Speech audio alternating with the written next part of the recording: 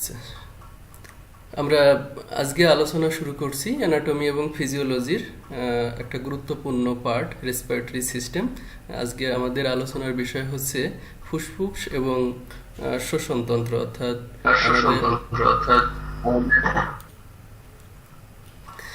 আমরা এখানে একটা ছবি দেখতে পাচ্ছি। সেই ছবিতে যেটা দেখা যাচ্ছে একটা ফুসফুস আছে, সেই সাথে আমাদের এর আগে আমরা আলোচনা করছি আমাদের ট্রাকিয়া, ব্রঙ্কাস, এই জিনিসগুলো এখানে দেখা যাচ্ছে। আমরা পরপর আগাবো, এখন শুধু একটা ফিগার দেখতে পাচ্ছি।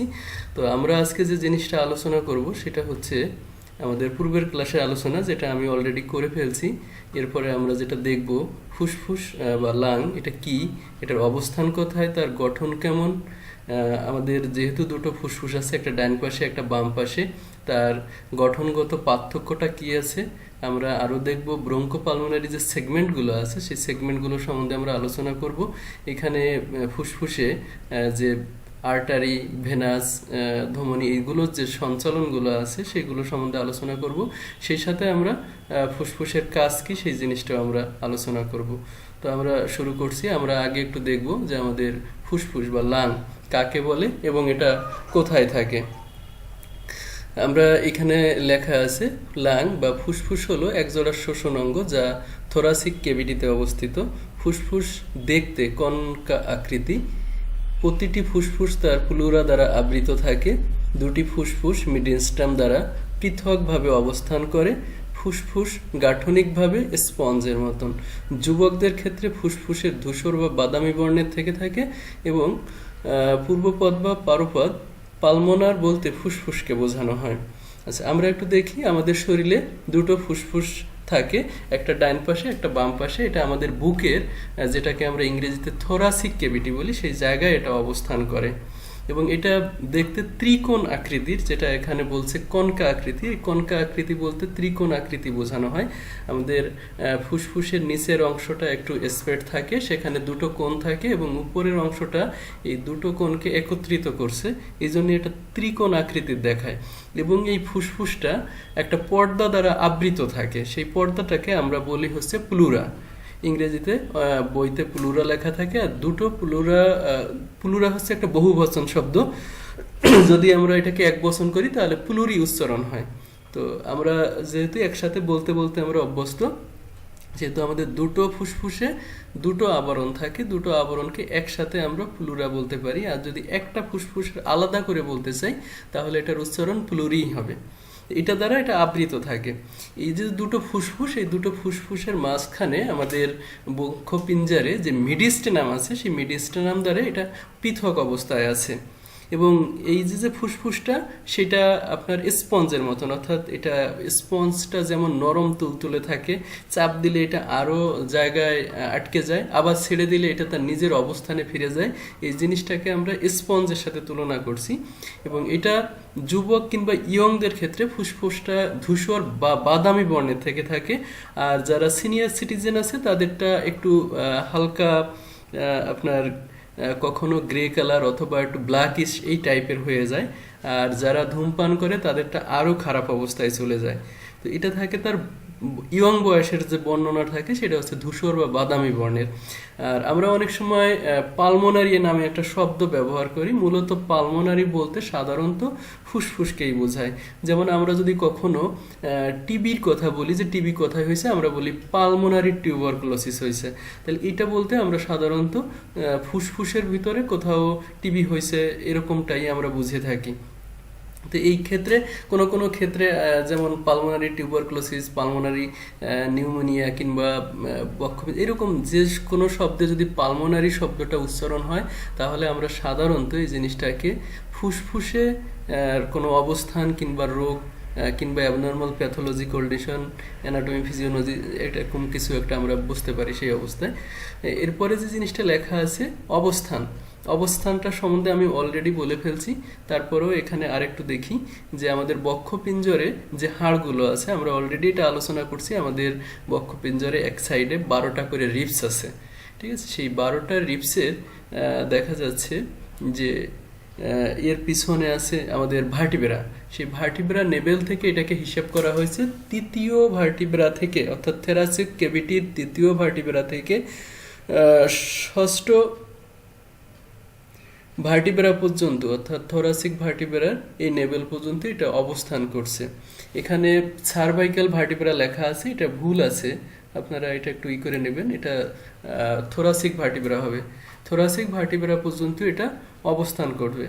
এটি টাং বা জিহ্বার রুট হতে ট্রাকিয়া পর্যন্ত বিস্তৃত। পুরুষদের ক্ষেত্রে এটি অ্যাডামস অ্যাপল একটি উন্নত অংশ দ্বারা শনাক্ত করা যায়।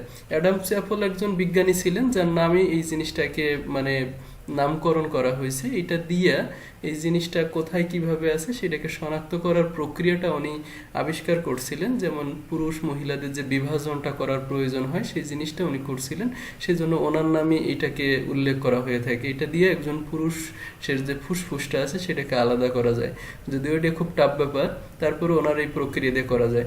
আমরা যদি গঠন হিসেবে আমরা দেখি একটা ফুসফুসের কি কি গঠনতন্ত্র আছে সেই জিনিসটা একটু জানি। ডান ফুসফুস, ঠিক আছে, আমরা প্রথমে একটু দেখতেছি ডান ফুসফুস। ডান ফুসফুস তুলনামূলকভাবে বাম ফুসফুস থেকে আকারে কিছুটা বড়, এর ওজন প্রায় 700 গ্রাম। ডান ফুসফুসে রয়েছে একটা অ্যাপেক্স, আমরা দুটোকে একসাথেও আলোচনা করতে পারি, দুটোর মধ্যেই অ্যাপেক্স আছে। অ্যাপেক্স বলতে বোঝানো হয় এর চূড়াটাকে বোঝানো হয়। আমরা যদি এখানে ছবিতে দেখি যে, আচ্ছা ছবিতে যদি আমরা দেখি তাহলে দেখা যাচ্ছে এটা হচ্ছে চূড়া বা অ্যাপেক্স, আর নিচে এই যে যেটা দেখা যাচ্ছে এটা হচ্ছে বেজ। তাইলে আমরা দুটো জিনিস জানলাম, এটা বলা হচ্ছে অ্যাপেক্স এই, আর এটা হচ্ছে বেজ।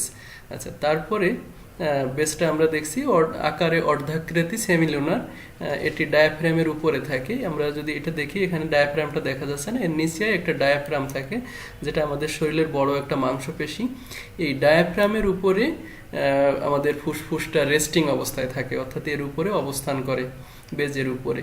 তারপরে আমাদের তিনটি বর্ডার থাকে, একটা হচ্ছে এন্টিরিয়র বর্ডার অর্থাৎ সামনের দিকের একটা বর্ডার থাকে, এটা অত্যন্ত সরু। একটা পোস্টেরিয়র বর্ডার অর্থাৎ পিছনের দিকে একটা বর্ডার থাকে, আর একটা হচ্ছে ইনফেরিয়র বর্ডার যেটা নিচের দিকে একটা বর্ডার থাকে। আমরা যদি এই ছবিটা দিয়ে আবারও দেখতে চাই, আমাদের এন্টেরিয়র বর্ডারটা এই সামনের দিকটাকে আমরা বলতে পারি, পিছনটা আমরা দেখতে পাচ্ছি না কারণ এটা ত্রিমাত্রিক কোনো ছবি না। আর নিচের দিকে এই যে আমরা যে বেসটা তৈরি করছি এই বেসটার উপর ভিত্তি করে একটা বর্ডার আছে, এই তিনটা বর্ডার থাকে এখানে। তারপর আমরা দেখছি আমাদের এখানে দুটো সারফেস থাকে, একটা হচ্ছে কোস্টাল সারফেস আর একটা হচ্ছে মিডিয়াল সারফেস।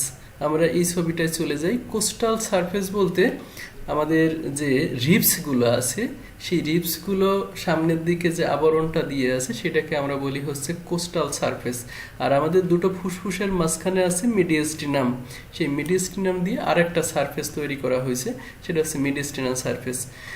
এখানে দেখেন আমাদের এই যে খাঁজটা আছে এটাকে কার্ডিয়াক নোজ বলা হয়, কারণ আমাদের হার্টটা এইখানে এসে অবস্থান করতেছে এই জায়গাটা জুড়ে, সেজন্য এই খাঁজটা তৈরি হয়েছে। এটাকে বলা হয় কার্ডিয়াক ইমপ্রেস অথবা কার্ডিয়াক সাব, যেভাবেই আমরা দেখি না কেন, অথবা আমরা কার্ডিয়াক নোজও বলতে পারি, কারণ এখানে একটা খাঁজের মতন তৈরি হয়েছে, সেজন্য আমরা এটাকে কার্ডিয়াক নোজও বলতে পারি। এরপরে আমরা দেখব হচ্ছে ফিশার। এখানে দুইটা ফিশার থাকে, একটা হচ্ছে অবলিক ফিশার আর একটা হচ্ছে ট্রান্সভার্স ফিশার। আমরা এই জিনিসটা একটু দেখব যে অবলিক ফিশার ট্রান্সভার্স ফিশার বলতে কি বোঝানো হয়। দেখেন এই যে একটা ফুসফুস, এটা আমাদের ডাইন পাশের ফুসফুস। দেখেন এইখানে এই যে একটা টান দেওয়া হয়েছে একটু গোলাকৃতির, এটা দিয়ে ফুসফুসটাকে দুটো অংশে ভাগ করা হয়েছে, ডাইন ফুসফুসটাকে অনলি। তাহলে এইটা হচ্ছে আমাদের ফিশার, ঠিক আছে। তো এই ফিশারটা থাকার কারণে, আমি ভুল বলছি, এটা হচ্ছে বাম পাশের, এটা হচ্ছে ডাইন পাশের। ডাইন পাশের এখানে হচ্ছে দুটো ফিশার আছে, এই একটা ফিশার আর এই একটা ফিশার, ঠিক আছে।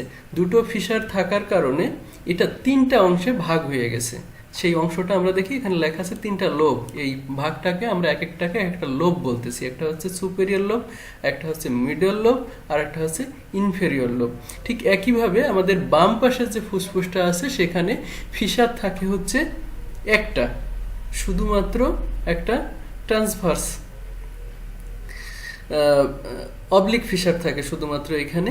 এই অবলিক ফিশার একটা ফিশার থাকার কারণে এটা দুটো ভাগে ভাগ হয়ে গেছে, একটা হচ্ছে সুপেরিয়র লোব আর একটা হচ্ছে ইনফেরিয়র লোব। তাহলে আমরা আরেকবার একটু দেখি। আমাদের একটা অ্যাপেক্স আছে ফুসফুসে, দুই পাশেই একটা করে অ্যাপেক্স আছে, আমাদের একটা করে বেজ আছে, ডান পাশেও একটা বেজ আছে, বাম পাশেও একটা বেজ আছে। এরপরে আমাদের ডান পাশের ফুসফুসে দুটো ফিশার আছে, একটাকে বলা হয় হরিজেন্টাল ফিশার আর একটাকে বলা হয় অবলিক ফিশার। আর আমাদের বাম পাশের ফুসফুসে একটাই ফিশার আছে যেটাকে আমরা অবলিক ফিশার বলি। এই ফিশার থাকার কারণে আমাদের ফুসফুসটা, ডান ফুসফুসটা 3টি ভাগে ভাগ হয়েছে আর বাম ফুসফুসটা 2টো ভাগে ভাগ হয়েছে। ডান ফুসফুসের 3টা ভাগের নাম হচ্ছে, উপরে সর্বোচ্চ উপরে যেটা আছে সেটা সুপেরিয়র, সুপেরিয়র মানে হচ্ছে উপরে, মিডল মানে হচ্ছে মাঝখানে, আর ইনফেরিয়র মানে হচ্ছে নিচে। তাইলে আমরা একেবারে উপরেরটারে বলতেছি সুপেরিয়র লোব, মাঝখানেরটাকে মিডল লোব বলতেছি, আর নিচেরটাকে ইনফেরিয়র লোব বলতেছি। সেই সাথে আমরা যদি ডান পাশের ফুসফুসে চলে যাই, তাহলে যেহেতু এখানে একটা ফিশার দিয়ে এটাকে 2 ভাগে ভাগ করা হয়েছে, সেহেতু আমরা এটাকে সুপেরিয়র লোব এবং ইনফেরিয়র লোব এই 2 ভাগে এটাকে বিভক্ত করতে পারতেছি। আচ্ছা, গেল। আমরা বাম ফুসফুস অলরেডি আলোচনা করে ফেলেছি, যেটা যে জিনিসটা আছে এখানেও একই জিনিসপত্র আমাদের আলোচনা হয়েছে। আচ্ছা, এখানে আমরা বাম এবং ডান ফুসফুসের মধ্যে তুলনা করছি। কি তুলনাগুলো আছে দেখেন। আমাদের প্রথমত আকার দিয়ে এটাকে তুলনা করা হয়েছে। ডান ফুসফুসটা খাটো এবং প্রশস্ত, আর বাম ফুসফুসটা লম্বা এবং চাপা। এটা লম্বা এবং চাপা থাকার একটাই মানে, এটা আমাদের যেহেতু হার্টটা বাম ফুসফুসটাকে আপনার চাপ দিছে অথবা সেখানে কার্ডিয়াক নস তৈরি করছে, সেজন্য এটা লম্বা এবং চাপা হয়ে গেছে। আর যেহেতু ডান ফুসফুসটা সম্পূর্ণ নিজস্ব আকৃতিতে আছে, সেই জন্য এটা খাটো এবং প্রশস্ত, অর্থাৎ এটা একেবারেই পুষ্টপুষ্ট আছে, কোনো জায়গায় কোনো নস তৈরি হয় নাই কিংবা কেউ তার কাছে জায়গা দখল করে নাই, সেই জন্য এটা অনেকটা আকৃতি ঠিক আছে, যেটা আমরা এই ফিগারে দেখতে পারতেছি। দুটো দেখতেই বোঝা যাচ্ছে যে এটা একটু লম্বাটে দেখাচ্ছে, এটা একটু খাটো এবং প্রশস্ত দেখাচ্ছে। যাই হোক, আমরা তার পরের অংশে চলে যাই। ধারণ ক্ষমতা। ধারণ ক্ষমতা, এখানে আমরা তার যে আয়তনটাকেই আমরা বোঝাচ্ছি। ডান ফুসফুসটা তুলনামূলক বেশি, বাম ফুসফুসটা তুলনামূলক কম।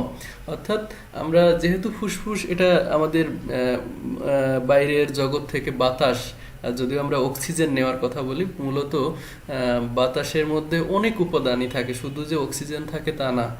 সো আমরা বাতাসই বলি, বাতাসটা টেনে নিচ্ছি, সেই বাতাসটা তুলনামূলক ডান ফুসফুসে বেশি নিতে পারে, অর্থাৎ তার আয়তনটা বেশি, আর বাম ফুসফুসটা কম নিতে পারে। ঠিক আছে, সেজন্য কারণ তার আয়তনটা কম। তারপরে আমরা ফিশার এবং খাজ আমরা দেখছি। ডান ফুসফুসের 2টো ফিশার আছে আর বামে আছে একটা। লোব ডান ফুসফুসে 3টা আছে, বাম ফুসফুসে 2টো আছে। বেজ আমাদের 2টোর মধ্যেই আছে, কিন্তু এখানে অবতলের উপর ডিপেন্ড করে 2 পাশে একটু পার্থক্য তৈরি করা হয়েছে। ডান পাশেরটা একটু বেশি অবতল, বাম পাশেরটা কম অবতল। ওজন, যদি আমরা ডান ফুসফুসের ওজনটা আমরা জানি প্রায় 700 গ্রাম। এটা কম বেশি একটু হতে পারে মানুষের আকৃতি এবং তার দৈহিক গঠনের উপরে, আবার দেশ ভিত্তিকও এরকম হতে পারে, জাতি ভিত্তিকও একটু কম বেশি হতে পারে। তবে এভারেজ হচ্ছে প্রায় 700 গ্রাম, আর বাম ফুসফুস এভারেজ প্রায় 600 গ্রাম, প্রায় 100 গ্রামের মতন কাছাকাছি একটা পার্থক্য আছে। কার্ডিয়াক নোজ এটা ডান পাশে থাকে না, বাম পাশে থাকে শুধুমাত্র। লিঙ্গুইলা ডান পাশে অনুপস্থিত, বাম পাশে উপস্থিত। আর ব্রঙ্কিয়াল আর্টারি ডান পাশে একটা আর বাম পাশে হচ্ছে 2টা। হাইলাম বা সজ্জা বিভি আর বাম পাশে হচ্ছে এবিভি। আচ্ছা, আমরা নিচে আরেকটা চিত্র দেখতেছি, ব্রঙ্কাই দেওয়া আছে চিত্রটাতে, বাম পাশে এবং ডান পাশে। আমরা ব্রঙ্কাই সম্বন্ধে মানে এর আগের ক্লাসে আমরা আলোচনা করছি, তারপরেও আমরা এখানে একটু দেখব। সেটা হচ্ছে আমাদের এই যে উপরে এটা হচ্ছে ট্রাকিয়া। ট্রাকিয়াটা এখানে এসে ব্রঙ্কাসে পরিণত হয়ে গেছে। ব্রঙ্কাসটা এখানে এসে 2টো ব্রঙ্কাসে পার্থক্য হয়েছে, যেটাকে আমরা বলতেছি প্রিন্সিপাল ব্রঙ্কাস। এই দুটোই হচ্ছে প্রিন্সিপাল ব্রঙ্কাস। প্রিন্সিপাল ব্রঙ্কাসটা যেহেতু আমাদের ডান পাশে 3টা লোব আছে, সেহেতু সে এখানে এসে 3টা লোবে বিভক্ত হয়ে গেছে, অর্থাৎ 3 ভাগে বিভক্ত হয়েছে। আর বাম পাশে যেহেতু আমাদের 2টো লোব আছে, সেজন্য এটা দুই ভাগে বিভক্ত হয়েছে। এরপরে এটা আরো বিভিন্নভাবে বিভক্ত হয়েছে তার লোব অনুযায়ী। যেমন আমাদের প্রাথমিকভাবে এটা রাইট প্রাইমারি ব্রঙ্কাস, যেটাকে আমি প্রিন্সিপাল ব্রঙ্কাস বলতেছিলাম, সেটা আবার আর একটু ভিতরে যাইয়া তিন ভাগে ভাগ হইল, সেটা আবার তার লোবে যাইয়া বিভিন্নভাবে বিভক্ত হয়ে শেষ পর্যন্ত আমাদের এটা অ্যালভুলাইতে রূপান্তরিত হয়েছে, একদম মাথায় যাইয়া, যেখানে যাইয়া আমাদের অক্সিজেন এক্সচেঞ্জ হয়। অর্থাৎ হার্টের রক্তটা যখন আমাদের ফুসফুসে আসে, এখান থেকে রক্তের মধ্য থেকে যে ডিঅক্সিডেন্টেড যে অর্থাৎ কার্বন ডাই অক্সাইড সমৃদ্ধ যে রক্তটা, সেটা এখান থেকে ফুসফুস টেনে নেয়, আর এখান থেকে অক্সিজেন সমৃদ্ধটা বাতাসটা সেটা এই হার্ট থেকে আসা রক্তের সাথে মিশ্রিত করে দেয়। এটা কি প্রক্রিয়ায় হয় সেগুলো সম্বন্ধে আমরা আগের ক্লাসে আলোচনা করছি, আপনারা এই বিষয়টা অবশ্যই জানেন।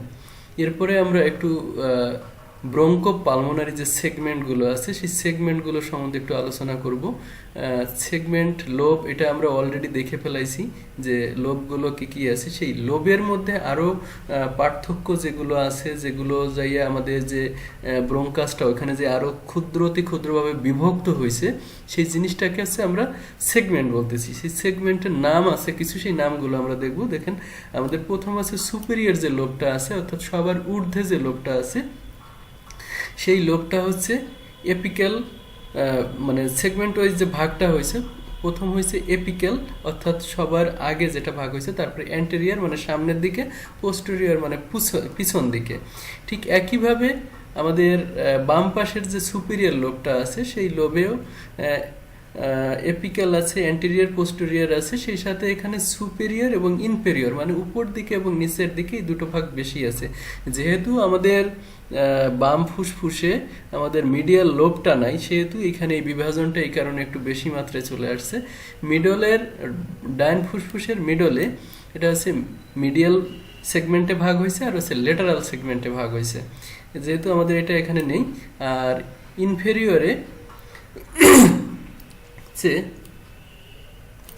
এপিক্যাল সেগমেন্টে ভাগ হয়েছে, মিডিয়াল ভেজালে ভাগ হয়েছে, অর্থাৎ মিডিয়াল ভেজাল সেগমেন্ট, অ্যান্টেরিয়র ভেজাল সেগমেন্ট, আর হচ্ছে ল্যাটারাল ভেজাল সেগমেন্ট, পোস্টেরিয়র ভেজাল সেগমেন্ট। একই জায়গায় ইনফেরিয়র লোবে বাম ফুসফুসের যে সেগমেন্টগুলো হয়েছে এপিক্যাল, মিডিয়াল, অ্যান্টেরিয়র, ল্যাটারাল এবং পোস্টেরিয়র, একই রকম বিভাজন। শুধুমাত্র এইখানে যেটা দেখা যায়, এখানে যেহেতু ডান ফুসফুসে মিডিল লোব আছে, যেখানে দুটো সেগমেন্ট বেশি হয়েছে, সেই দুটো এইখানে ফিল আপ হয়ে গেছে। মানে দুই পাশটা যদি আমরা এভারেজে হিসেব করি যে দুই পাশেই সব কিছুই আছে, কিন্তু এখানে বিভাজনটা বেশি হওয়ার কারণে এই জায়গাটা একটু পার্থক্য, অর্থাৎ আলাদাভাবে এটাকে দেখানো হয়েছে। আমরা যদি আর্টারি বা ভেনাস ড্রেনেজ সম্বন্ধে আমরা দেখি, তাহলে আমরা যেটা দেখতে পাবো, অর্থাৎ ফুসফুসে রক্ত সঞ্চালন করতেছে কে, সেই জিনিসটা আমরা দেখব। এখানে ফুসফুসে রক্ত সঞ্চালন করছে হচ্ছে ব্রঙ্কিয়াল আর্টারি এবং ব্রঙ্কিয়াল ভেইন, যে রক্তটাকে ফুসফুস থেকে টেনে আবার হার্টে পৌঁছায় দিচ্ছে, এরকম একটা জিনিস। যাই হোক, ব্রঙ্কিয়াল আর্টারির মাধ্যমে আমাদের ফুসফুসে রক্ত সরবরাহ হয়, আর এটা যখন ডিঅক্সিনেট হয়ে যায় তখন ব্রঙ্কিয়াল ভেইনের মাধ্যমে এটা আমাদের হার্টে আবারও ফিরে যায়, যেটাকে আমরা পালমোনারি ভেইন এবং পালমোনারি আর্টারি নামে আমরা চিনে থাকি। নার্ভ সাপ্লাই এখানে অটোনমিক নার্ভ দ্বারা এটা পরিচালিত হয়ে থাকে। এখানে সাধারণত দুই ধরনের নার্ভই থাকে, একটা হচ্ছে সিম্প্যাথেটিক নার্ভ আর একটা হচ্ছে প্যারাসিম্প্যাথেটিক নার্ভ। আমরা এই নার্ভ এখনো পড়ি নাই, সো এই কারণে এটা একটু বুঝতে অসুবিধা হতে পারে। আমি প্রথমত এই জিনিসটা যখন আমরা নার্ভ সম্বন্ধে আলোচনা করব, তখন এই নার্ভের যত সিস্টেমেটিক আছে সেইখানে আমরা আলোচনা করব। আপাতত আমরা শুধুমাত্র একটু বুঝে নিই যে আমাদের ফুসফুসে হচ্ছে অটোনমিক নার্ভ সরবরাহ হয়ে থাকে, যেটা পালমোনারি প্লেক্সাস থেকে আসছে, যেখানে দুই ধরনের নার্ভ থাকে, যেটা সিম্প্যাথেটিক এবং প্যারাসিম্প্যাথেটিক নার্ভের মাধ্যমে আমাদের ফুসফুসটা পরিচালিত হয়ে থাকে। এরপরে আমি ডায়াফ্রামের কথা বলছি, হয়তো এখানে আসছে। ডায়াফ্রামটা আমি আগে আলোচনা করি নাই। ডায়াফ্রামটাকে আপনার একটা মাংসপেশি, এটা সরাসরি যেটাকে আমরা বাংলায় মধ্যচ্ছদা নামে চিনে থাকি, কারণ এটা আমাদের যে বডি ট্রাঙ্ক যেটাকে আমরা বলি, অর্থাৎ গলা থেকে শুরু করে আমাদের কোমরের অংশ পর্যন্ত এই জায়গাটাকে আমরা ট্রাঙ্ক বলে থাকি। এই ট্রাঙ্কটাকে আমাদের ডায়াফ্রাম দুই ভাগে বিভক্ত করছে, যার ডায়াফ্রামের নিচের অংশকে আমরা অ্যাবডোমেন বলে থাকি আর উপরের অংশটাকে থোরাক্স বলে থাকি। সেইভাবে এটাকে দেখানো হয় এবং এই কারণেই এটাকে মধ্যচ্ছদা বলা হয়। ইংরেজিতে এটা ডায়াফ্রাম বলা হয়, যেহেতু আমাদের শরীরে সব থেকে বড় মাংসপেশি এটা, এবং এটা বেশ বড় এবং পুরুও বটে। সেই কারণে এটা যখন আমরা ইংরেজিতে উচ্চারণ করি তখন এটাকে দি ডায়াফ্রাম বলা হয়, কিংবা দা ডায়াফ্রাম, যে যেভাবে ইংরেজি উচ্চারণ করেন, দা ডায়াফ্রাম এভাবে এটাকে উচ্চারণ করা হয় বা বলা হয়। তো আমরা একটু ডায়াফ্রামটাকে একটু দেখি। এই যে মাসেলটাকে আমরা দেখতে পাচ্ছি, এটা হচ্ছে আমাদের ডায়াফ্রাম মাসেলটা। এইখানে একটু বড় করে দেখানো হয়েছে এখান দিয়ে, কারণ এই ডায়াফ্রামের মাঝখান দিয়ে আমাদের অনেকগুলো পথ, অর্থাৎ আমাদের শরীরের উপরের অংশ থেকে নিচের অংশতে কিছু নালী প্রবেশ করছে। সেটা আমি নালীগুলোর নাম বলবো।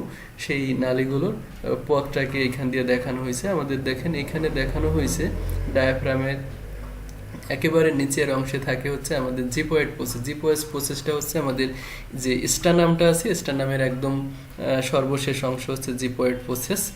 তো এইখান দিয়ে আমাদের খাদ্যনালী নামছে। আমাদের হার্ট থেকে যে বড় আর্টারিটা শরীরের নিচের দিকে প্রবাহিত হয়েছে, সেই আর্টারিটাও এইখান দিয়েই পাস হয়েছে। তারপর আমাদের যে নার্ভগুলো আছে, সেই নার্ভগুলো এখান দিয়ে পাস হয়েছে। দেখেন আমাদের এখানে লেখা আছে সুপিরিয়র ভেনা কাভা, এটা শরীরের নিচের থেকে উপর দিকে আসছে। এটাও কিন্তু আমাদের ডায়াফ্রামকে মানে ছিদ্র করে কিংবা এটাকে ভেদ করেই উপর দিকে আসছে। আবার উপর থেকে নিচের দিকে আমাদের যে এওটা, আমাদের হার্ট থেকে যে বড় মহাধমনী বলি আমরা যেটাকে, সেই ধমনীটা হার্ট থেকে বেরোয় শরীরের নিচের অংশ গেছে, সেই নিচের অংশটাও কিন্তু ডায়াফ্রামকে ভেদ করে গেছে। তারপরে আমাদের যে খাদ্যনালী, আমরা যেটাকে ইসোফেগাস বলে থাকি, সেই ইসোফেগাসটাও এখান দিয়ে পাস করে আমাদের স্টোমাকের সাথে সংযুক্ত হয়েছে। তারপরে আমাদের নার্ভগুলো এটাকে ভেদ করছে, যেমন আমাদের সেপালিক নার্ভ, সেটা রাইট এবং লেফট দুই সাইডেই আছে, দুই ভাগে এটা নামিয়ে গেছে। তারপর আমাদের এগুলোই আর আছে থোরাসিক ডাক, এইগুলো আছে, যাই হোক। এবং এর পিছন দিয়ে হচ্ছে আমাদের যে থোরাসিকের পরে হচ্ছে লাম্বার ভার্টিব্রা, সেই লাম্বার ভার্টিব্রাগুলো এখান দিয়ে নামছে। আর এর নিচেই আছে আমাদের লিভার, তারপরে আমাদের স্টোমাক আছে, আর এক সাইডে আমার স্প্লিন আছে এর নিচে, আর উপরে হচ্ছে আমাদের হার্ট এবং লাং। এখানে দেখা যাচ্ছে দুই পাশে দুটো ফুসফুস আছে, মাঝখানে আমাদের হার্টটা আছে। সরাসরি এই তিনটা অর্গানই আমাদের যে ডায়াফ্রাম মাসেলটা তার উপরে এটা রেস্টিংয়ে আছে। এবং এটার সব থেকে বড় কাজ হচ্ছে আমাদের আমরা যে শ্বাস প্রশ্বাস নিই, আমাদের ফুসফুসটাকে সে প্রচুর পরিমাণ হেল্প করে ডায়াফ্রামটা। যদি ডায়াফ্রাম মাসেলটা কখনো প্যারালাইজড হয়ে যায় তাহলে আমাদের ফুসফুস নেওয়া অনেকের পক্ষে অনেক সময় সম্ভবই হয় না, কারণ এই মাসেলটা কন্টিনিউয়াসলি ফুসফুস যেরকম সবসময় আমাদের বাতাসটা নেয়, সেই একই সাথে আমাদের ডায়াফ্রামটা সে একবার রিল্যাক্স হয় আর একবার কন্ট্রাক্ট হয়।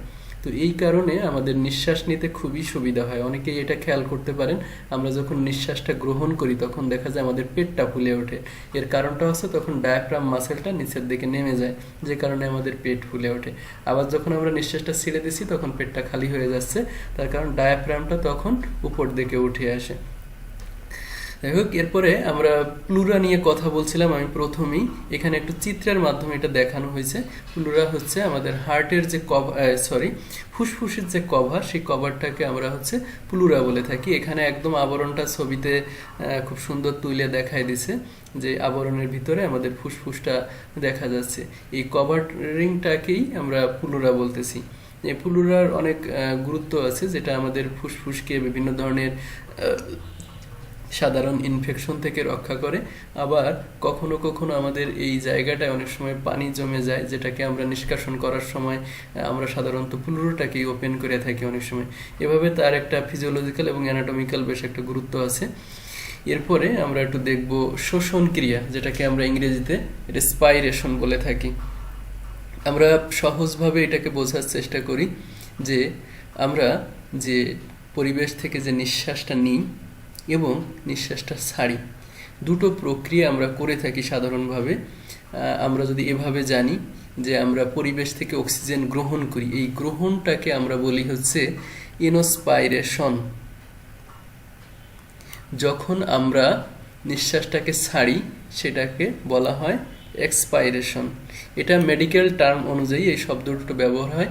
এই যে আমরা অক্সিজেন গ্রহণ করতেছি, কার্বন ডাই অক্সাইড ছাড়তেছি, এই যে আদান এবং প্রদান, অর্থাৎ আমরা যে বিনিময় করতেছি, এটাকে বলা হয় রেসপাইরেশন।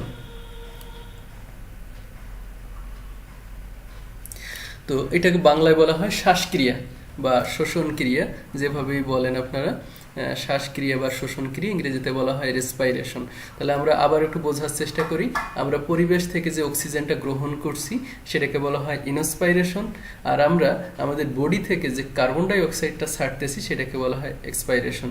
এই যে পরিবেশের সাথে আমাদের শরীরের যে আদান প্রদান, অর্থাৎ ফুসফুসের যে আদান প্রদান কিংবা বিনিময়, সেটাকেই আমরা শ্বাসক্রিয়া বা ইংরেজিতে রেসপাইরেশন বলে থাকি। তাহলে আমরা পরিবেশ থেকে, দেখেন আমি উপরেই বলতেছিলাম, শুধু যে আমরা অক্সিজেন গ্রহণ করি তা না, আমরা এর সাথে আরো অনেক কিছু গ্রহণ করি। সেই জিনিসটা আমরা এখানে একটু আলোচনা করতেছি যে আমরা যখন স্পাইরেশন অর্থাৎ বায়ু থেকে যে বাতাসটা গ্রহণ করি, যেটাকে আমরা সরাসরি অনেক সময় অক্সিজেনও বলে থাকি, যে অক্সিজেন গ্রহণ করি, আসলে তার মধ্যে কি কি থাকে সেটা একটু দেখার চেষ্টা করি। আমাদের প্রথমেই থাকে অক্সিজেন। অক্সিজেন থাকে 20 থেকে 96%, 100 ভাগের মধ্যে।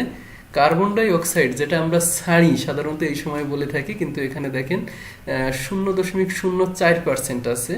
সব থেকে বেশি পরিমাণে থাকে নাইট্রোজেন 69.02%, আর এর সাথে থাকে জলীয় বাষ্প 0.5%। এটা আমাদের বাতাসের মূল উপাদান এইগুলো। এছাড়াও আরো কিছু জিনিসপত্র থাকে যেটা আমি এখানে আনি নাই, যেমন আমাদের পরিবেশে অনেক ধুলাবালি থাকে, অনেক পোকামাকড় কিংবা মাইক্রো অর্গানিজম, যেগুলো অণুজীব, যেটা বাতাসে ভাসমান অবস্থায় থাকে, সেগুলো আমাদের নিঃশ্বাসের সাথে আমাদের ফুসফুসে চলে যায়। যদিও এখানে যাওয়ার সময় বিভিন্ন জায়গায় এটাকে নিষ্কাশন করা হয়, যেমন আমাদের নাকের মধ্যে লোম আছে, সেটা এটাকে নিষ্কাশন করে, ধুলাবালি আটকায় রাখে।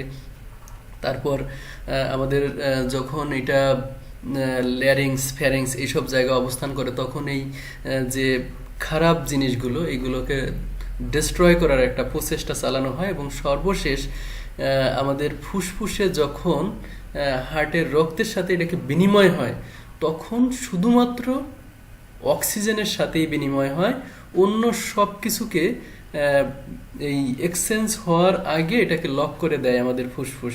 এখানে এই ধরনের প্রক্রিয়া আছে।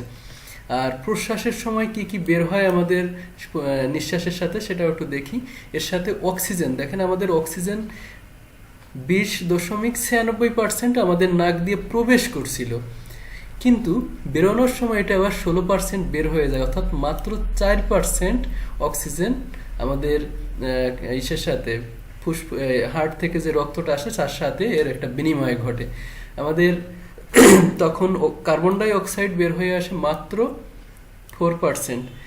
নাইট্রোজেন আমাদের গেছিল 79.02%, কিন্তু বেরোনোর সময় এটা আরেকটু যোগ করি, অর্থাৎ 79.6% এটা বের হয়ে যাচ্ছে। জলীয় বাষ্প হচ্ছে 6.2% বের হচ্ছে। তো এটা হচ্ছে আমরা যখন নিঃশ্বাসটা নিচ্ছি তার মধ্যে যেসব উপাদান থাকছে সেই উপাদানগুলো, আর যখন আমরা নিঃশ্বাসটা ছাড়তেছি তখন কি সব উপাদান বের হয়ে আসতেছে সেই জিনিসটা আমরা এখানে দেখতে পাইলাম। তারপরে আমরা একটু দেখব যে ফুসফুস আমাদের শরীরের খুব গুরুত্বপূর্ণ একটা অংশ, সেটা আমাদের জন্য কি কি কাজ করে থাকে সেটা একটু দেখি। সাধারণত এটা শোষণ সংক্রান্ত কাজটা নিয়ে আমরা আলোচনা করতেছি। এখানে এখানে হচ্ছে গ্যাসের আদান প্রদান। গ্যাসটা কি?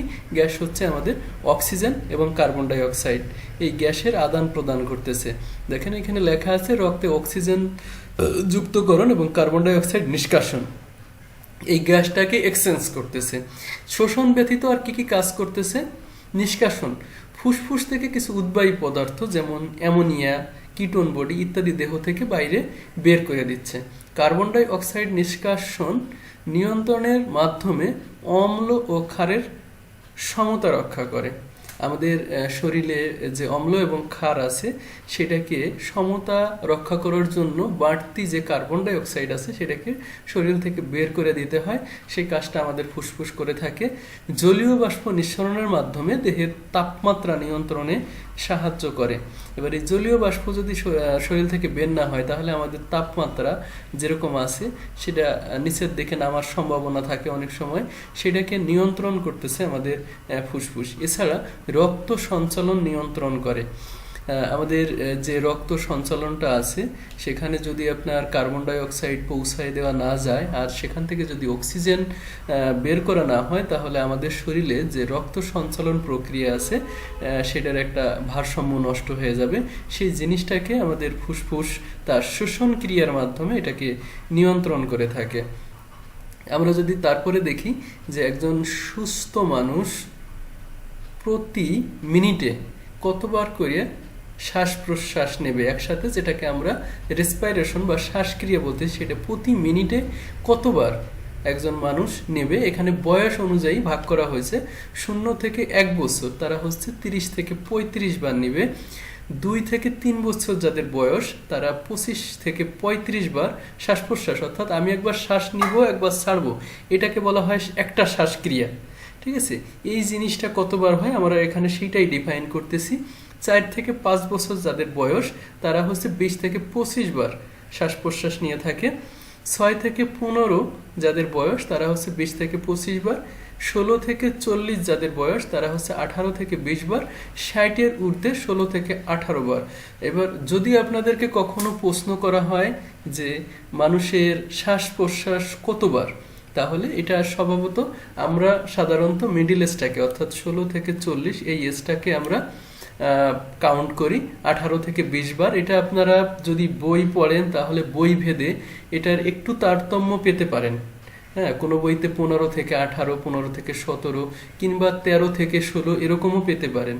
বাট এটা বিভিন্ন বই অনুযায়ী এক একজন গবেষকদের একটু তারতম্য থাকে, 1-2% এটা বিভাজন থাকতেই পারে। তো আমি যে বইটা পড়ি সেই বইতে 18 থেকে 20 বার নর্মাল রেসপিরেশন রেটটাকে দেওয়া আছে এবং আমি সেটাই কাউন্ট করে থাকি। 18 থেকে 20 বার একজন মানুষের এভারেজ শ্বাস প্রশ্বাস সে মানে কতবার নিচ্ছে সেটা আমরা বলতে পারি। ভাইবা বোর্ডে অনেক সময় প্রশ্ন করে ফিজিওলজিতে যে একজন মানুষের স্বাভাবিক মানুষের শ্বাস প্রশ্বাস মিনিটে কতবার, তো আপনারা স্বভাবত এটা বলতে পারেন 18 থেকে 20 বার। অথবা আপনারা যে বইটা পড়েন আমাদের টিচাররা যে বইটা রেফারেন্স ওয়াইজ দিয়ে দেয় সেই বইটা থেকেও আপনারা উত্তর দিতে পারেন। আচ্ছা, যাই হোক, আমাদের ফুসফুসে কিছু সিস্টেমেটি আছে যেভাবে কাজ করা হয় সেই জিনিসগুলো আমরা একটু আলোচনা করব। এখানে প্রথমেই আছে ভাইটাল ক্যাপাসিটি, অর্থাৎ আমরা যে শ্বাস প্রশ্বাস নিচ্ছি সেইখানে আমাদের ফুসফুসের ভিতরে কিছু কন্ডিশন আছে, সেই কন্ডিশনগুলোর নাম জানবো এবং সেই প্রক্রিয়াটাকে কি বলে সেটা সম্পর্কে আমরা একটু জানবো। দেখেন, ভাইটাল ক্যাপাসিটি, ভাইটাল ক্যাপাসিটি বলতে হয় গভীরতম নিঃশ্বাস ক্রিয়ার পর অর্থাৎ সব থেকে জোরে চাপ দিয়া নিঃশ্বাস গ্রহণ করিয়া তারপর ধীরে ধীরে বেশি চাপ দিয়া যে পরিমাণ বায়ুকে বলপূর্বক ফুসফুস হইতে বাহির করা সম্ভব তাহাকে ভাইটাল ক্যাপাসিটি বলে।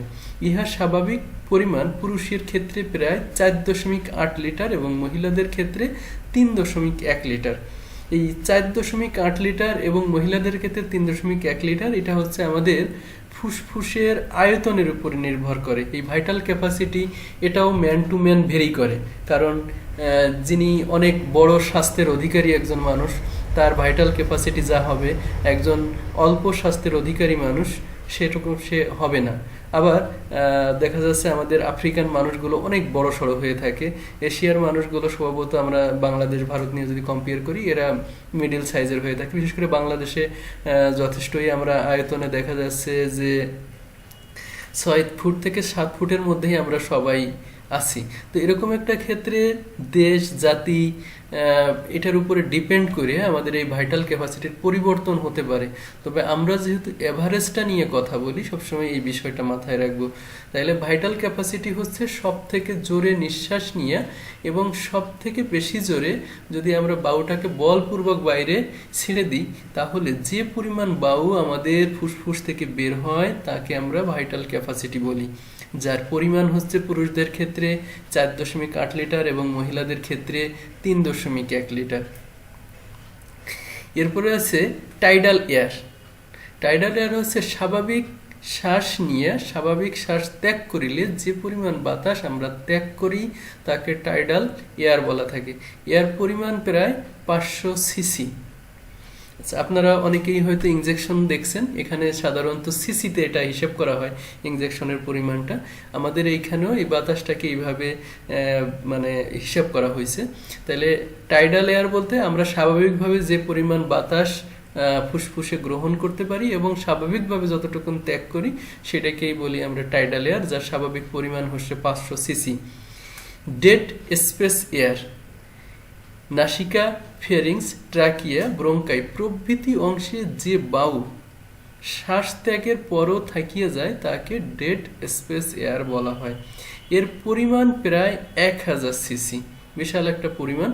যাই হোক, আমরা এটা একটু বোঝা যায় ডেড স্পেস এয়ার বলতে আমাদের যে জায়গাটা দিয়ে আমরা নিঃশ্বাস নিচ্ছি এবং ছাড়তেছি, যে অর্গানটার ভিতর দিয়ে, অর্থাৎ নাক থেকে ল্যারিংস, ফ্যারিংস, ট্রাকিয়া, ব্রঙ্কাই বিভিন্ন জায়গায় কিছু বায়ু আটকে থাকে যায় ওখানে, যেটা পুরোপুরি আমরা এটাকে অক্সিজেনে রূপান্তর করতে পারি না, আবার বেরও করতে পারি না।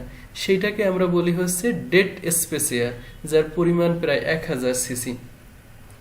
আচ্ছা, এরপরে আছে কমপ্লিমেন্টারি এয়ার। স্বাভাবিক শ্বাস গ্রহণের পরেও যে অতিরিক্ত পরিমাণ বায়ু সব থেকে চাপ দিয়ে যে পরিমাণ বায়ু নিঃশ্বাসে গ্রহণ করা যায় তাকে কমপ্লিমেন্টারি এয়ার বলা হয়। এর পরিমাণ প্রায় 1500 সিসি। তাতে এখানে যেটা বলা হয়েছে, স্বাভাবিক শ্বাস গ্রহণ করার পরেও আমরা যদি একটু চাপ দিয়ে আরো শ্বাস গ্রহণ করি, তাহলে যে পরিমাণ বাতাস আমরা গ্রহণ করতে পারি তাকে কমপ্লিমেন্টারি এয়ার বলা হয়। মানে স্বাভাবিকভাবে আমরা শ্বাস নিচ্ছি, তারপরে আবার অতিরিক্ত চাপ দিয়ে যতটা নিচ্ছি সেটা হচ্ছে আমাদের কমপ্লিমেন্টারি এয়ার, যার পরিমাণ প্রায় 1500 সিসি। এরপরে আছে সাপ্লিমেন্টারি এয়ার। সাপ্লিমেন্টারি এয়ার হচ্ছে স্বাভাবিক শ্বাস ত্যাগের পরও জোরে জোরে শ্বাস ত্যাগ করিলে অতিরিক্ত যে বায়ু বের হয়ে যায় সেটাকে সাপ্লিমেন্টারি এয়ার বলে, যার পরিমাণ প্রায় 1500 সিসি। আমরা এটাকে কমপ্লিমেন্টারি এয়ারের বিপরীত ধরতে পারি সাপ্লিমেন্টারি এয়ারটাকে। তারপরে হচ্ছে রেসিডুয়াল এয়ার।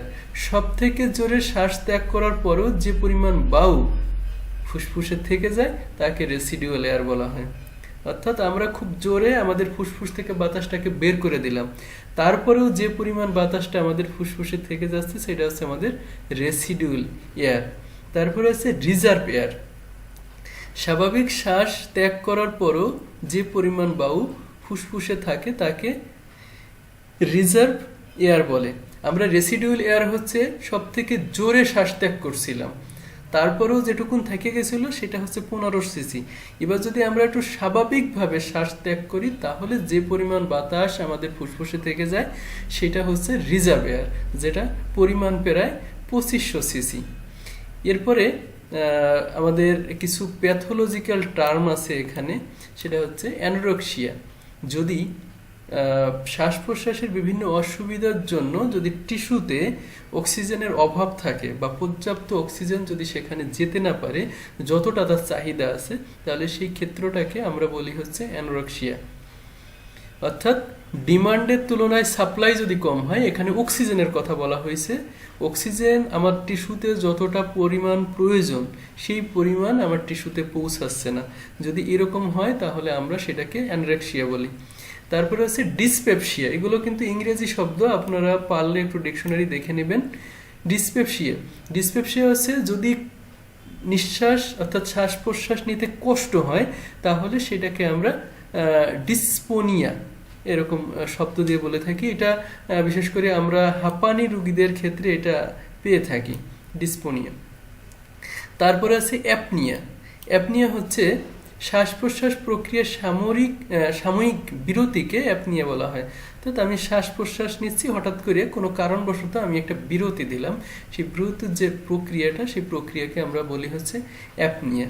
তারপরে আছে হাইপার অ্যাপনিয়া, অর্থাৎ শ্বাস প্রশ্বাসের যে প্রক্রিয়া সেটা যদি আমরা বেশি নিই, বেশিটা বলতে আমরা ওখানে দেখছিলাম একজন অ্যাডাল্ট পারসন 18 থেকে 20 বার অথবা 16 থেকে 18 বার সে শ্বাস প্রশ্বাস নেবে, কিন্তু এটা হয়ে যাচ্ছে 25 বা 30 বার কিংবা 30-35 বার, এনিহোয়ার যে কোনোটা হতে পারে। যদি এইরকম হয় তাহলে সেটাকে আমরা বলি হাইপার অ্যাপনিয়া। এটাও আমরা বেশিরভাগ ক্ষেত্রে দেখা যায় যাদের বুকে হার্টের সমস্যা আছে কিংবা হাঁপানিতে আক্রান্ত কিংবা নিউমোনিয়া আক্রান্ত, এদের ক্ষেত্রে এই হাইপার অ্যাপনিয়াটা অনেক সময় দেখা যায়। তারপরে হচ্ছে হাইপোক্সিয়া। হাইপোক্সিয়াটা আমরা এখানে যেমন অ্যানোরেক্সিয়া দেখছিলাম, এখানে হচ্ছে টিস্যুতে অক্সিজেনের অভাব থাকে, আর এখানে হচ্ছে রক্তে যদি অক্সিজেনের স্বাভাবিক পরিমাণের কম যায় তাহলে তাকে আমরা হাইপোক্সিয়া বলে থাকি। তাহলে এখানে হচ্ছে টিস্যুতে অক্সিজেন কম থাকে, এখানে হচ্ছে রক্তে অক্সিজেনের পরিমাণ কম থাকে, তাহলে আমরা তাকে হাইপোক্সিয়া বলি। আর ওখানে টিস্যুতে কম থাকার কারণে আমরা এটাকে অ্যানোরেক্সিয়া বলছিলাম। আমাদের এরপরের টার্ম হচ্ছে শ্বাসরোধ। যদি কোনো ব্যক্তি সুস্থ অবস্থায় কোনো প্রাণীর রক্তে কিছুক্ষণের জন্য যদি বায়ু প্রবেশে বাধা সৃষ্টি হয় তাহলে তাকে শ্বাসরোধ বলা হয়। কিছুক্ষণের জন্য, যে কোনো কারণে হোক না কেন, কিছুক্ষণের জন্য যদি বায়ু প্রবেশে বাধা সৃষ্টি হয় তাহলে তাকে শ্বাসরোধ বলে। আপনারা এই টার্মটা যদি ফরেনসিক মেডিসিন পড়েন তাহলে এই টার্মটা ওখানে পাবেন, কারণ একজন ব্যক্তি শ্বাসরোধে মারা গেছে নাকি ওনাকে মানে নিজে শ্বাসরোধ করছিল নাকি অন্য কেউ করছিল, এই ক্ষেত্রটা ফরেনসিক মেডিসিনে খোঁজা হয়, সেই কারণে এই শব্দটা আমাদের পড়তে হয় যে শ্বাসরোধ আমরা কাকে বলবো।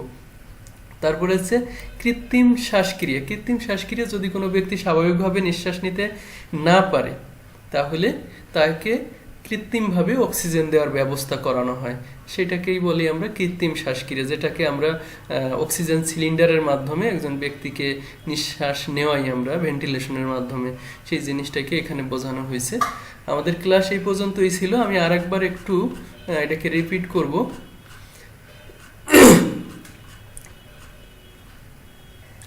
আচ্ছা, আমরা এখানে দেখতেছিলাম আমাদের ফুসফুস কি। ফুসফুস হচ্ছে আমাদের শরীরের শ্বাস প্রশ্বাস নেওয়ার জন্য একটা অঙ্গ, যেটা আমাদের শরীরের থোরাসিক ক্যাভিটিতে অর্থাৎ বুকেতে থাকে। আমাদের ফুসফুস, দুটো ফুসফুস থাকে, একটা ডাইন সাইডে একটা বাম সাইডের জন্য আমরা একটাকে লেফট লাং আর একটাকে রাইট লাং এভাবেও বলতে পারি। এবং এই লেফট এবং রাইটকে মাঝখানে একটা জিনিস আছে যেটা দিয়ে এটা ভাগ হয়েছে, যার নাম হচ্ছে মিডিয়াস্টিনাম। এই মিডিয়াস্টিনামটা আমাদের বুকের বাইরে যে স্টানামটা আছে, স্টানামটার পিছনে থাকে হচ্ছে মিডিয়াস্টিনাম। এই মিডিয়াস্টিনামের মাঝখানেই সাধারণত আমাদের হার্টটা অবস্থান করে, এবং হার্টের দুই পাশে হচ্ছে আমাদের দুটো ফুসফুস থাকে, যেটাকে আমরা রাইট এবং লেফট ফুসফুস বলতেছি। আচ্ছা, অবস্থানটা অলরেডি আমরা বুঝে গেছি। তারপরে এখানে ভার্টিব্রা দিয়ে এটাকে একটু বোঝানো হয়েছে। আমাদের যে থোরাসিক নেভেলের 3য় থেকে 6ষ্ঠ যে ভার্টিব্রাগুলো আছে, থোরাসিক ভার্টিব্রা, সেইখান থেকে এটা মানে এইটুকুন জায়গার মধ্যে এটা সাধারণত বিস্তৃত হয়ে আছে। আমরা গঠন হিসাবে ডাইন এবং বামকে আলাদা আলাদা করে দেখছিলাম। সেখানে আমরা গঠন ক্রিয়া হিসেবে দেখছি যে আমাদের ডাইন এবং বাম দুটোতেই আমাদের একটা অ্যাপেক্স আছে, ডাইন এবং বাম দুটোতেই অ্যাপেক্স আছে, ডাইন এবং বামে দুটোতেই একটি করে বেজ আছে, এর দুটোতেই 3টা করে বর্ডার আছে, সারফেস আছে 3টা করে, আর আমাদের রাইট লাঙে 2টো ফিশার আছে, একটা অবলিক ফিশার আর একটা ট্রান্সভার্স ফিশার। আর বাম ফুসফুসে অর্থাৎ লেফট ফুসফুসে আমাদের একটাই ফিশার আছে, সেটা হচ্ছে অবলিক ফিশার। আর আমাদের ডাইন ফুসফুসে 3টা লোব আছে, এবং বাম ফুসফুসে দুটো লোব আছে। আমরা এখানে চিত্রে দেখতে পাচ্ছি আমাদের এটা হচ্ছে আমাদের ফিশার। ডান ফুসফুসে দুটো ফিশার থাকে, একটা হরিজন্টাল ফিশার আর একটা অবলিক ফিশার, আর বাম ফুসফুসে একটা অবলিক ফিশার। যেহেতু এখানে দুটো ফিশার আছে, যে কারণে আমাদের ফুসফুসটা তিনটা ভাগে ভাগ হয়ে গেছে, একটা সুপিরিয়র, মিডল এবং ইনফেরিয়র। আর বাম ফুসফুসে যেহেতু আমাদের একটা অবলিক ফিশার আছে, যে কারণে এটা দুই ভাগে ভাগ হয়েছে, একটা হচ্ছে সুপিরিয়র লোব আর একটা হচ্ছে ইনফেরিয়র লোব। আমাদের এইখানে যে খাঁজটা দেখা যাচ্ছে এটাকে আমরা কার্ডিয়াক নোজ বলে থাকি, কারণ আমাদের হার্টটা একটু কোনাকুনি ভাবে বিস্তৃত হয়ে আছে এবং আমাদের বাম পাশে যে ফুসফুসটা আছে সেটাকে একটু সে চাপ প্রয়োগ করছে, যে কারণে এখানে একটা খাঁজ তৈরি হয়েছে। এই জন্য এটাকে কার্ডিয়াক নোজ বলা হয়। মানে যেহেতু এখানে হার্ট থাকে এবং হার্টের অবস্থান, সেই জন্য এটাকে কার্ডিয়াক নোজ বলা হয়। তো আমরা আর একটু দেখবো আমাদের এই ফুসফুসটা, আমাদের একটা মধ্যচ্ছদা নামে একটা মাসেল আছে, যেটাকে আমরা ইংরেজিতে দ্য ডায়াফ্রাম বলে থাকি। সেই ডায়াফ্রামের উপরে এটা রেস্টিং অবস্থায় থাকে। আচ্ছা, এই দুটোকে আমরা তুলনামূলক বিভাজনটা আমরা এখান থেকে করছি। এখানে আমি ওজনের কথাটা বলি নাই। আমাদের ডান পাশের ফুসফুসটায় প্রায় 700 গ্রাম ওজন থাকে, বাম পাশেরটা প্রায় 600 গ্রাম ওজন থাকে। আচ্ছা, এরপরে আমরা দেখছিলাম যে আমাদের ব্রোঙ্কাইগুলো, অর্থাৎ আমাদের যে ট্রাকিয়া আছে, ট্রাকিয়াটা ভাগ হয়ে ব্রোঙ্কাসে পরিণত হয়েছে। ব্রোঙ্কাসটা আবার পরে যাইয়া প্রিন্সিপাল ব্রোঙ্কাসে পরিণত হয়েছে। প্রিন্সিপাল ব্রোঙ্কাস আবারও এক একটা সেগমেন্টে পরিণত হয়েছে। সেই সেগমেন্টগুলো আবারও ভাগ হয়েছে। সেই জিনিসগুলো আমরা এই চিত্রের মাধ্যমে দেখতে পাইছি, যেটা আমরা এই ডান এবং বাম ফুসফুসে যে গঠনগত পার্থক্যগুলো, সেখানে আমরা এটা দেখছিলাম। আচ্ছা, এরপরে আমরা আর্টারি এবং নার্ভ সাপ্লাইগুলো দেখছিলাম। আমাদের ফুসফুসে হচ্ছে ব্রোঙ্কাল আর্টারি এবং ব্রোঙ্কাল ভেইন, যা পালমোনারি ভেইন এবং পালমোনারি আর্টারি নামে পরিচিত। এর মাধ্যমে রক্ত সরবরাহ হয় এবং এখান থেকে রক্তটা ডিএক্সিনেট হয়ে আবার হার্টে ফিরে যায়। নার্ভ সাপ্লাই হিসেবে আমরা এখানে ফুসফুসে দেখছিলাম অটোনমিক নার্ভ দ্বারা এটার নার্ভ সরবরাহ হয়ে থাকে, যেটা আমাদের পালমোনারি প্লেক্সাস থেকে এটা যেয়ে থাকে। এরপরে আমরা যে ডায়াফ্রাম নিয়ে কথা বলছিলাম, সেই ডায়াফ্রাম নিয়ে আমরা একটু আলোচনা করছি। ডায়াফ্রামটা হচ্ছে আমাদের মধ্যচ্ছদা। এই মধ্যচ্ছদার নামটা বা কেন হয়েছে সেটাও আমি বলছি। এরপরে আমরা প্লুরা নিয়ে কথা বলছি। প্লুরাটা হচ্ছে আমাদের ফুসফুসের আবরণ। সেই আবরণটা আমরা চিত্রের মাধ্যমে দেখছি। এরপরে শ্বাসক্রিয়া বা রেসপাইরেশন কাকে বলে সেটা সম্বন্ধে আমরা জানছি। আমরা যে নিঃশ্বাসটা নিই এবং নিঃশ্বাসটা ছাড়ি, সেখানে কি কি উপাদান থাকে, অর্থাৎ আমরা যে বাতাসটা নিঃশ্বাসের মাধ্যমে গ্রহণ করি, সেই বাতাসের মধ্যে oxygen, carbon die oxide, nitrogen, জলীয় বাষ্প, এর মধ্যে কি কি উপাদান, কি পরিমাণ থাকে, সেটা সম্বন্ধে আমরা এখানে আলোচনা করছি।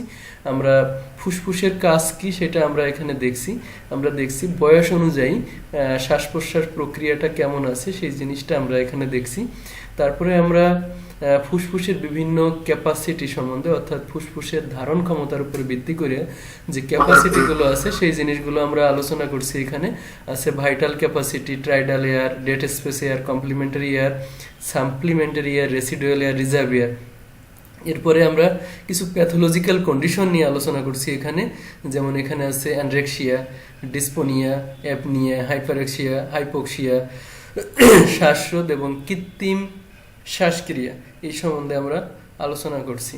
তো এই ছিল মোটামুটি আজকে আমাদের ফুসফুসের যে আমাদের সর্বশেষ অংশ এবং গুরুত্বপূর্ণ অংশ, যেটার মাধ্যমে আমরা রেসপাইরেশন যে সিস্টেমটা আছে সেটাকে আমরা আজকে ক্লোজ করার দিকে যাচ্ছি। তো আপনাদের যদি এই বিষয়ে কোনো জিজ্ঞাসা থাকে তা আপনারা করতে পারেন। ধন্যবাদ সবাইকে।